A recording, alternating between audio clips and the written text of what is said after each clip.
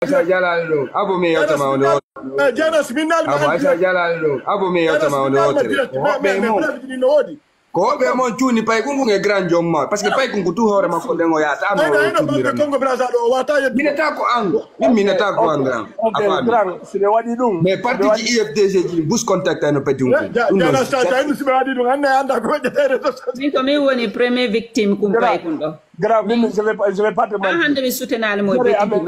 OK pay ko sare ko menen uppkemu ha grand mais lilemo ko billahi fus ko wawan do mo ala fus OK watta ba hay goto fus mais lilal mo men fu ito mi feranta ma de kanko blogger ya gangal lanni mi feranta ma andi agi kadi ko ni men wonno haalire fi agi ça a toujours été comme ça Médecins sans frontières est venu c'était comme ça Mandiang Sidibé c'était comme ça Pay Kousare c'était comme ça be ara IFDG c'est que mais l'autre be men bamba be après ben nakambe be sorta de l'école là ben quoi grand hay ko hakke dum non go accata be je vais pas te mentir hein c'est pas parce que Asimi adundo demandi à confirmer l'autre mo c'est d'accord voilà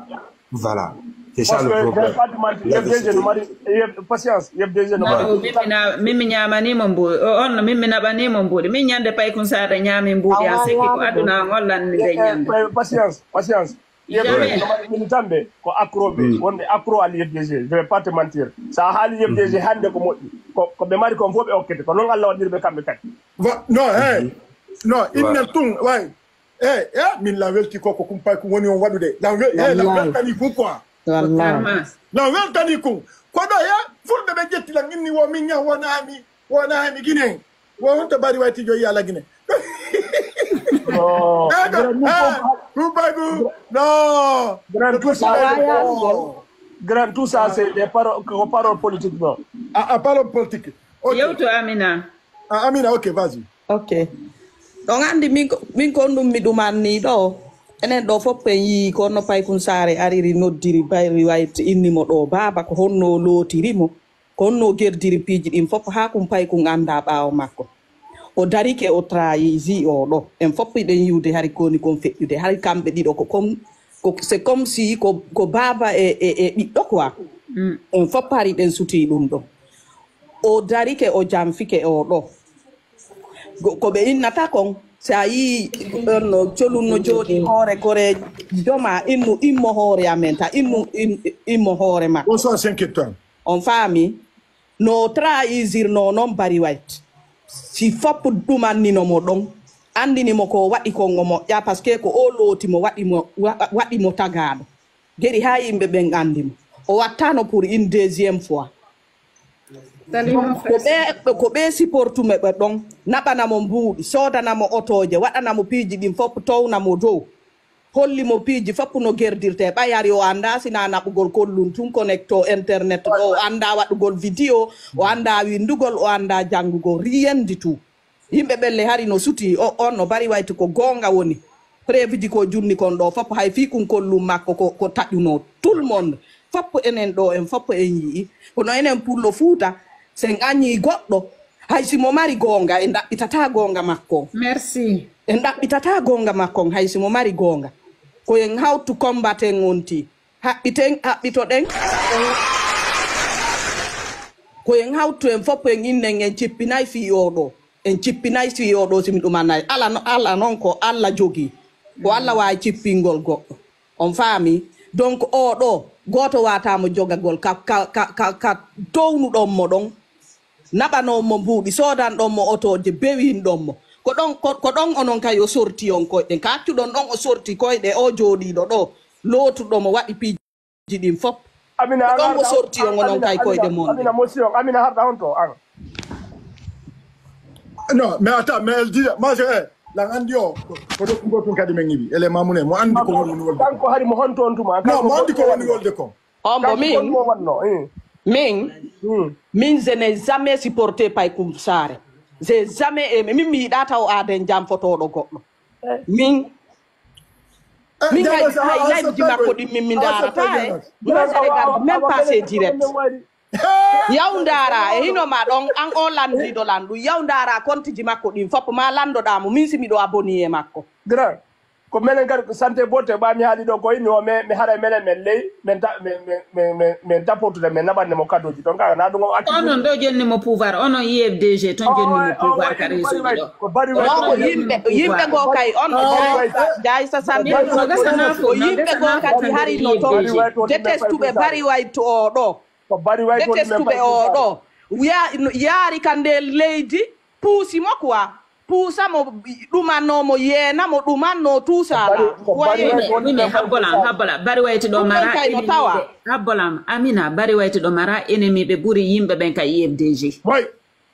mara ennemi ɓe ɗo 90% ko yimɓe ɓen ka minga mani kaɓe men ala probléme yaw kamani ke qui s'attaque ina gandi ko feƴƴino kon lo tande Alpha Condé hari bari wayti ɗon ande o yewtidayno Ousmane Ñeelo en Fatou Ñeelo en Agnel ok ko samba on kadi kumpay natajugol ma mi suliña ɗum ɗo tum fi gongingol konko haalɗa ɗon mi watta mittan on ko on tuma ñang à l'époque ko manin kaɓɓe ñang ari tambiti Grand Bari merci manin kaɓɓe ngam wonanimo ɗon ils ont été là pour Grand Bari ils ont été là pour Kuntigi à l'époque ouais voilà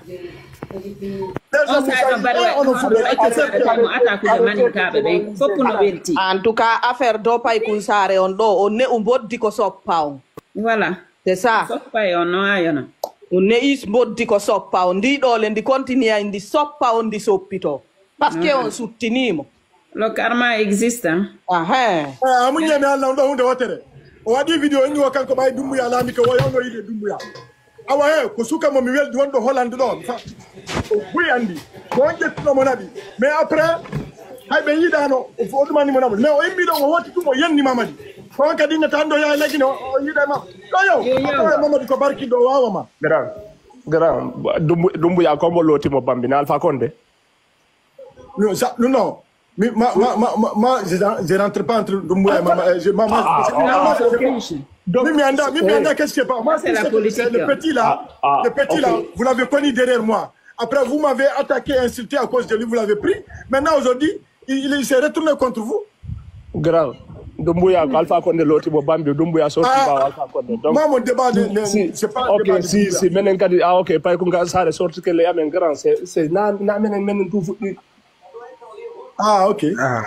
ñaadi Alpha Condé ka Dumbuya wandi tiki Alpha Condé yaltinimo jonnimo mbuuɗi finance gambal sa jonni lan hala be men ɗum ɗa komi wolta ok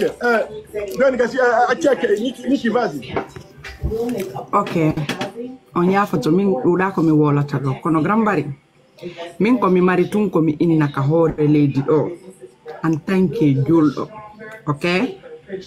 si a laaɓi ka aduna ɗo a hettali haray toujours a laaɓali haray laaɓu kadi ɓeyda si ɗum ɗo waɗano min natano de ñinna Allah ko ɗiɗo ɓayɗen gonɗini ɗen felliti Allah ko goto mais haray no miɗo ngaldi goɗɗo jooɗo taako ñaama lakkere ma en fait ñaama ko yanganiɗa yilto jooɗo yawma yenna nene ma jara devant tout le monde yimɓe ɓen no andi no reeni ko honno piiji ɗin fuɗɗori ko réseau ɓe ara ɓe wona parti onno si ɗum ɗo waɗano he min nayno goɗɗum ko ɗiɗi min nayno goɗɗum ko moi je me limite là kala laaɓuɗo o hettali haray laaɓu kadi wallahi hande do ko wonnoɓe mo ɓen finance de fiyo rabesu o ko ɓen woni ɓeekude miɗen potti ɓeyduma hande ɓe no mari mone grand sa min hande a yilan sutede pay kun sare mo am personne Dianas jonɗa jogi haala kam wowli yara juutinali wowli ok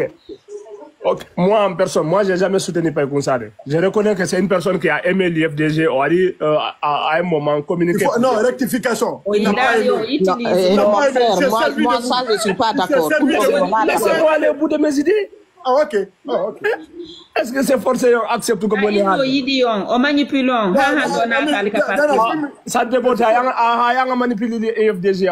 Imi manipuli IFDG on to mi ñamanali on instant. Ah ouais, non, arrête. Imi ñamanali on de. Arrête, son attaque me réplique. Imi ñamanali on. min ñam mi défendon ka réseau ji do tant Alpha Condé menen UFDG kala faala do yawde mi ñamanali on 1 centime santé boto gain après mi hala awata inno mi manipulio mais awa ido weni manipulude si awrera ko dun don noddata manipulation ido weni daynude ido weni manipulude ça veut dire on wawata combattre mon di quoi vous êtes faible awa mi manipulale on bay mi ñamanali on hay 1 centime mi ñamanali on a fami donc sendindire gagno e gido mais ban wawata sendindirde gagno e gido on bannita e bare banniton bolle di jakka on di soppa on à gauche à droite si kon dun do holori don comme combat hara mi do hulani on côté lagine dun do mi fenanta parce que ko ennemi be mombe won do annutude min mi naatu mi jetti mbuudi am mi naadi ka IFDG afami mi jetti carte IFDG mi addi membre de IFDG haka suudu an do fi soutenugol mi sodi t-shirt ji mondi casquette ji mondi fi soutenugol min mi yey mobilisation modo fi soutenugol min mi yey pari manifestation ji ko organisono mais immi me yey ka ambassade be pompi men gaz fi modo fi soutenugol ara innala min mi manipulon e kon dugula na mere be trahisa yo na mere on hebata fala do no c'est wadde débat voilà non mais après ko wadani on ko so inni la min mi nyamani o min mi utilisons c'est que on a anditana o goddo ko dum wadi do mérite ko pay ko sara woni on wadde kon c'est bien fait ni do won o ben soutenude mo fop a lombor meden yiwde ko woni be kon be kude ka vidéo woy captura be ko be ha kay be ha yo nakati jala to na koyde no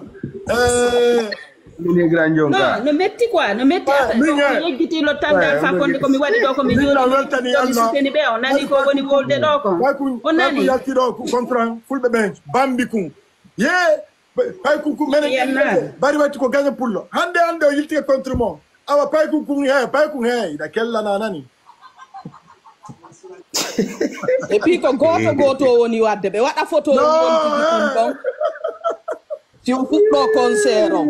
to fuɗɗi ke innude min mi profiti IFDG mi yalta mi jiwdana pay concert wallahi billahi tallahi so nervi lan fe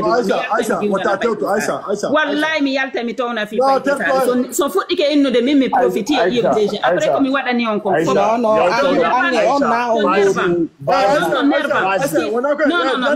min mi yiɗa ɓe gaden ɓe dugulaɓe ɗo min mi yiɗa après ko mi waɗani on kon ko mi sacrifie ɗo mitmo Aïssa bloka mitamo kala winduɗo tomporo mitmo Aïcha, tu es libre. Non, Dianas, wonata ko kala fando ardago parce que ta sabu man tum wadu Aïssa yilto do contre mo wona benna ko ka bari wati dum fuddi deji grand awayi agra yomi mito non dulle jaa sala yilta do wota yeddodire makko ha hewta do s'il vous plaît grand na yo attaque non grand o attaque ta men bloki o inete la futa bari wati bloki o inete la futa welu bari wati bloki inete la futa welu ok attends s'il te plaît grand famika janto grand jonko ma bloki mo fi yalla non modérateur merci les lions patience wadi do mi bloki patience oui patience don wona da modo do sita yimbe ben de ko na wada tariya non la wadde quoi ko mi woni kala yenno do lando bloki mo patience ma wadde dande minga min baga yala kesi be nervi lando wallahi mo janabe non Aïssa mi do jana s'il te plaît 2 semaines Aïssa santé beauté non sista idandira Aïssa ona fi Diana suwoli do jetta dum ka commentaire ji tigi be windude ka commentaire ji a fami kambe andaro mum ma sœur tandaro indi mi fala ka ko sandine dum ta to be kelu be ta ko sandine dum ma 2 semaines mi do maritam mi mara sujet awa attention mi ñamanali on de mi profitale hore mon ko non profiter hore au contraire oui vas-y continue ok grand Janos Merima conosci tu Plaron mi jejo ferna so jetti ala kam ta